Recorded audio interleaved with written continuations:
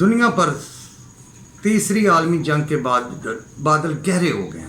دنیا پر تیسری عالمی جنگ کے بادل گہرے ہو گئے. السلام علیکم، کیا حال ہے بیٹا؟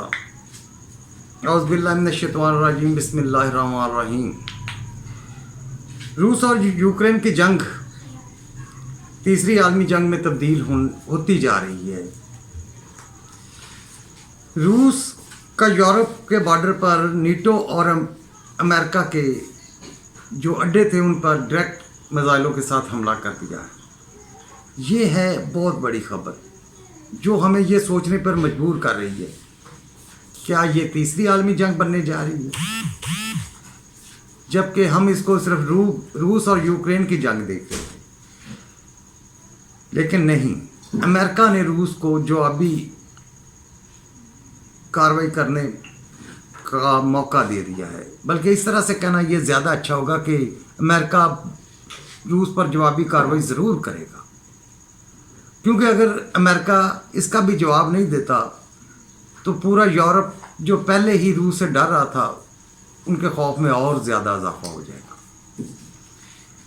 اور تیسری جنگ میں اس لیے بھی اس کو کہہ رہا ہوں کہ اس جنگ کے دوران ایران نے دوسری دفعہ امریکہ کے اڈوں پر میزائلوں کے ساتھ حملہ کر دیا ہے. اب اتنی لمبی پابندیوں کا بدلہ ایران اس طریقے سے لے رہا ہے کیونکہ اس کا خوف دور ہو گیا ہے. اگر یہ رشیا کو جواب نہیں دے رہے تو پھر ایران کو بھی جواب نہیں دیں گے. ایران بھی ایک ایٹمی طاقت ہے، اور جو زیادتیاں ایران کے ساتھ امریکہ کرتا رہا ہے اب اس کا بدلہ چکانے کا وقت آ گیا. عراق پر جس طریقے سے امریکہ نے قبضہ کیا وہ پوری دنیا کے سامنے ہے. اب وہاں پہ بیٹھ کر یہ ایران کو کنٹرول کر رہا تھا، اب ایران بھی اس پر حملہ کرتا رہتا ہے. یہ آج دوسری دفعہ اس نے کافی زیادہ میزائل جو ہیں امریکہ کے اڈوں پہ چلائے ہیں. اور اس بات سے بھی یہ ظاہر ہوتا ہے کہ جو بہت بڑی خبر آ رہی ہے کہ چائنا اب کھل کر رشیا کا ساتھ دے رہا ہے. رشیا نے بھی چائنا سے مدد مانگی ہے اور چائنا اس کی مدد کر رہا ہے. کس طریقے سے اسلحہ پرووائڈ کر کے، ٹیکنالوجی دے کے. سب سے بڑی بات ہے کہ چائنا اپنے بینکاری نظام جس میں لوکل کرنسی میں ٹریڈنگ ہوگی روس کے ساتھ، جس طرح پورا یورپ امریکہ کا ساتھ دے رہا ہے، اب دنیا میں کچھ ایسے ملک ہیں جو کھل کر رشیا کا بھی ساتھ دے رہے ہیں جو امریکہ کی زیادتیوں کی وجہ سے تنگ تھے. روس نے اب انہیں ایک دوسرا رستہ دکھا دیا ہے کہ میں بھی آپ لوگوں کا ساتھ دوں گا، آپ میرا ساتھ دیں. کسی نہ کسی طریقے سے ہر ملک اس جنگ میں شامل ضرور ہے. یہ دو بلاک بن چکے ہیں، امریکہ اور رشیا کا الگ الگ بلاک ہے. کچھ ملک امریکہ کے ساتھ ہیں، یورپ جیسے، انگلینڈ جیسے، مطلب کہ یہ جو سائڈ ہے آسٹریلیا وغیرہ یہ ادھر ساتھ دے رہی ہیں. اور جو ایشیا والی سائڈ ہے یہاں پہ لوگ رشیا کے زیادہ حمایتی ہیں، زیادہ ملک رشیا کے ساتھ ہیں.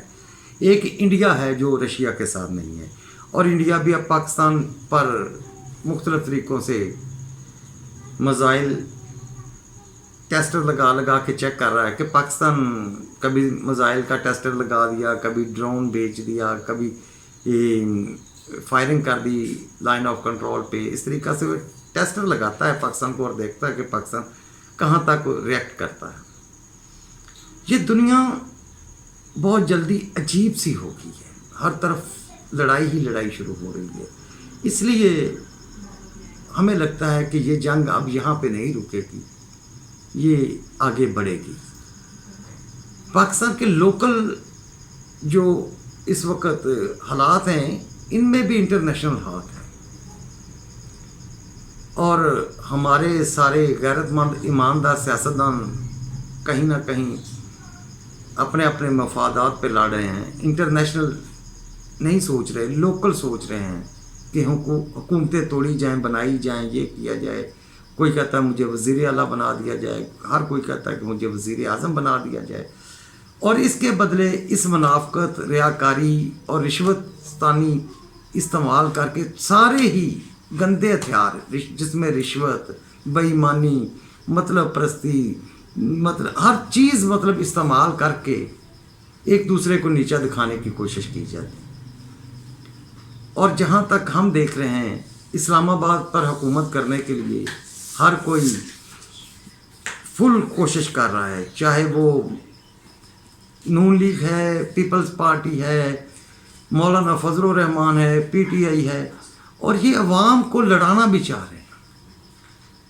غریب عوام کے غریب بچوں کا خون بھی کروانا چاہ رہے ہیں۔ ملک کا خون تو یہ لوگ روز کرتے ہیں، اب عوام کا خون بھی کروانا چاہ رہے ہیں۔ ذرا اس پکچر کو بڑا کر کے دیکھیں کہ کس چیز سے ہم ڈرتے ہیں، کسی کا کوئی بچہ نہ مر جائے یا کسی کے ساتھ زیادتی نہ ہو جائے۔ ایسی ہوتی ہیں ریاستیں، یہ حالات ہوتے ہیں ریاستوں کے کہ اب سب کو پتہ ہے کہ ووٹ خریدے جا رہے ہیں اور حکومتیں گرائی اور بنائی جا رہی ہیں۔ اب کیوں نہیں کوئی بولتا کہ یہ کون سی ایمانداری ہے جو پیسوں سے آتی ہے؟ ایمانداری بندوں رشوت دے کے آتی ہے، کروڑوں روپے دے کے ہمیں احساس ہوتا ہے کہ یہ بندہ غلط ہے اور یہ بندہ صحیح ہے۔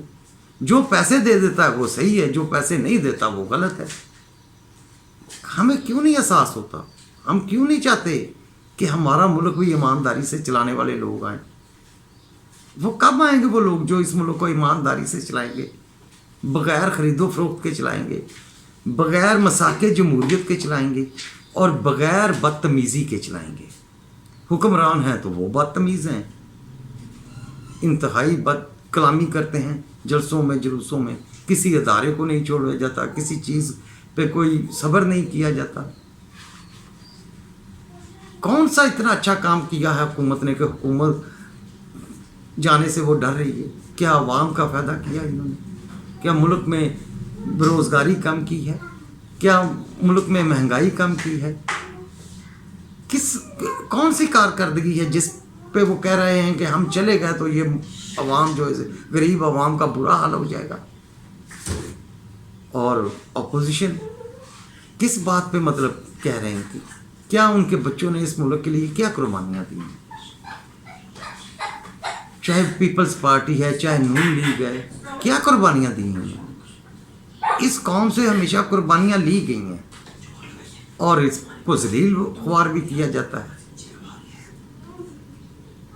یہ دنیا کی سیاست اور ہے، اور پاکستان شاید اس دنیا سے کٹ کے کوئی جگہ ہے، کوئی اور سیارہ ہے جہاں پہ دنیا کے حالات کو نہیں دیکھا جا رہا، صرف اپنی کرسی کو دیکھا جا رہا ہے، اپنے مقصد، اپنی ریاکاری کو دیکھا جا رہا ہے۔ پھر ایسی قوموں کو کیا ہوتا ہے وہ آپ بھی جانتے ہیں، اس طرح کے لوگوں کے ساتھ کیا ہوتا ہے، ان کی کیا ریسپیکٹ ہوتی ہے، کیا عزت ہوتی ہے۔ اور یہ دنیا کچھ اور سوچ رہی ہے، ہمارے ملک کے حالات ایسے ہیں کہ ہم کچھ اور سوچ رہے ہیں۔ کیا نون لیگ ملک کے ساتھ مخلص ہے؟ وہ نہیں دیکھ رہی کہ ہمارے اوپر مزائل کے ساتھ ہمارا دشمن حملہ کر رہا ہے اور ہم اسلام آباد کی کرسی کو رو رہے ہیں؟ کیا پیپلز پارٹی والوں کو یہ نظر نہیں آتا؟ پی ٹی آئی کو یہ نظر نہیں آتا؟ کیوں نہیں مطلب کہ ہم سوچتے کہ چند دنوں کے لیے، کچھ ٹائم کے لیے ہم ذاتی چیزوں کو سائڈ پہ کر کے ملک کے لیے کچھ سوچ لیں؟ ملک کے حالات اس وقت بہت خراب ہیں اور ملک کس طرف جا رہا ہے ہمیں کچھ سمجھ نہیں آ رہی۔ اس وقت میرے ملک کے اداروں کو آگے بڑھ کر ان چیزوں کو ختم کر کے انٹرنیشنل مسائل کو حل کرنا چاہیے۔ اللہ کرے کہ کوئی اللہ کا بندہ اٹھے اور اس ملک کو صحیح لوگوں اس پہ حکمرانی کریں۔ ابھی تک تو ہمیں کچھ بھی صحیح نظر نہیں آ رہا، ابھی تک تو صرف باتیں ہی باتیں نظر آ رہی ہیں، پریکٹیکل کوئی بھی کچھ نہیں کر رہا۔ پریکٹیکل صرف اپنے ذات تک کرتے ہیں یہ لوگ، ملک کے لیے پریکٹیکل کچھ بھی نہیں۔ دنیا تیسری عالمی جنگ کی طرف بڑھ رہی ہے، ہم اسلام آباد کی طرف بڑھے ہیں، یہ ہماری سوچ ہے۔ ہمیں نہیں پتا کہ ہم اگر جنگ لگ جاتی تیسری عالمی جنگ تو یہ 22 کروڑ عوام کے لیے ہم کیا کریں گے۔